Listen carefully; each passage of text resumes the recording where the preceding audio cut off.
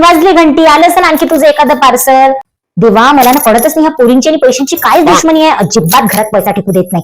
आली सॅलरी, केली शॉपिंग. पैसा तर जसं झाल्यावरच उगवतो. तुला ना बोलून काहीच फायदा नाही, उगाच हीच बडबड करत राहा.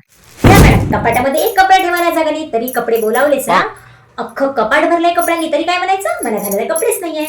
एक एक कपडा मोजून काढला ना तर अख्खं दुकान बनतं. दुकानवाल्याकडे पण एवढे कपडे नसतात, तेवढे आपल्या घरामध्ये आहे. आमचे आई बाबा आम्हाला फक्त एक जोडी कपडे द्यायचे, तेच कपडे आम्ही शिमगा, गणपती, दसरा, दिवाळीला घालायचो. तुम्ही हे आजकालची मुलं ऑफिसमध्ये जाण्यासाठी वेगळे कपडे, मार्केटमध्ये वेगळे कपडे, डिनरला वेगळे कपडे, पार्टीला वेगळे कपडे. घरामध्ये जेवढाही पैसा आहे तो एकदाचा का उधळून टाका आणि मग बसा शांत. काही नाही, आता पैसा येतोय की नाही म्हणून करून घ्या शॉपिंग. शॉपिंग केल्यावर एकदाचा का पैसा संपला, जेव्हा रस्त्यावर भांड घेऊन बसायचं काम पडणार की तेव्हा करणार की आई काय नाही.